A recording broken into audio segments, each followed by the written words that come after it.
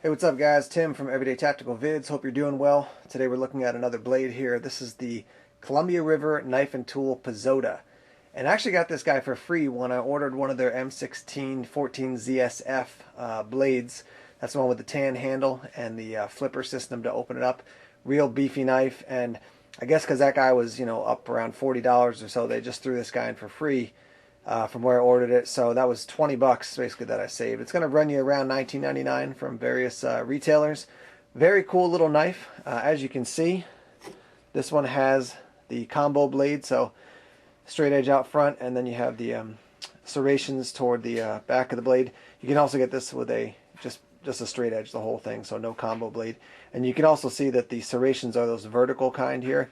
I mentioned that because Columbia River Knife and Tool does make some that have serrations at kind of a 45-degree angle, so they go more like kind of like this as opposed to like this up and down. I prefer just the vertical ones, and some of the reviews I've read actually seems like more people actually like that. So something just to keep in mind. Again, 20 bucks, very nice knife. Let's talk about size here. About 6.5 inches. I'm gonna put this underneath, it's a little easier to see. 6.5 inches end to end, and your blade is 2.6 inches right around there. As far as opening it, you can see you got the hole there to swing it open. It is a frame lock, so slide this guy over and gently, carefully, don't cut your finger off, put it down, and then open it up. Easy enough to do. Locks in there quite solidly. You can see over on this side you have your stainless steel pocket clip. That guy is removable if you want to, but there are no other options as far as where you can put it. Just that one location for that guy. Just to give you a little sense, this is a great EDC pocket knife. If you need something that is able to get beat up on, this guy can take it. My only problem with that is that it's such a nice looking knife. I wouldn't want to beat it up so much. It's just really pretty. I think it's just a really good looking knife. I like this design that they have in the handle. We'll talk about some of the features in a minute, but compare it here to my Griptilian. This is what I use as my EDC knife. You can see it is quite a bit smaller, but it still does its job. If you don't need a huge blade, then this could be a really good option for you. So let's go into some of the details now and talk about it a little bit more in depth. All right, focusing in on the blade here, this is 8CR14 is the metal that they use for this.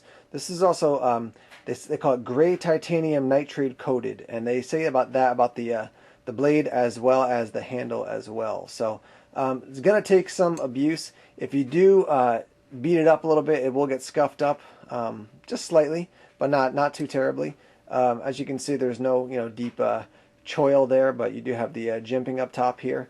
Show you how it sits in my hand, and actually that's quite nice. Again, I'm about 6'2", so some of the knives that I've held on to just with my size hand, my pinky's floating off here. This guy actually fits in quite nicely and has feels quite comfortable there. So just some of the little details they put into it.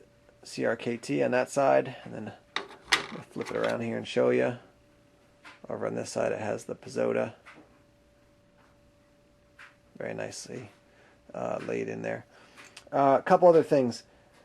Let's see, it's got a brushed, as far as the handle, brushed finish, and I mentioned the stainless steel clip that it's got over here as well. So easy to throw in a pocket, whatever it might be. And I just think that design is really cool. You got this kind of two different tones of gray, and then you get that kind of wave or that little sweep that comes through it. You do have the hole there in the bottom if you wanted to put some sort of paracord or something in there, for just whatever general use. Some people have been running paracord, then they kind of braid it so they have some extra paracord on them for whatever issues or needs might come up throughout their day. So I'll just do a quick comparison to some of the other smaller knives that I have out there so you can see what it looks like. And I'm actually giving this knife away, believe it or not. I've got a guy who I work with, and I'm making a kind of a survival bag for his car, and I'm going to throw this guy in as the blade for it. So I wouldn't give him a piece of junk. I like this guy. He's a cool dude, and I want to make sure he's got a good quality blade on him. So tells you that I think this is actually a good thing. I'm sorry to see it go, but I've got a bunch of other knives. So let me compare this to some other blades, and then we'll pretty much wrap it up. From top to bottom here, we've got the Cold Steel Tough Light. That's the full-size one as opposed to the mini. Then we have the mini paraframe, and then the Pazoda, and then the Griptilian down on the bottom. Obviously the middle two, you've got the metal frame, so depending on what you use your knife for, just something to keep in mind. Fortunately, that Pazoda again is stainless steel, so you're not going to have any issues with it getting all nasty on you.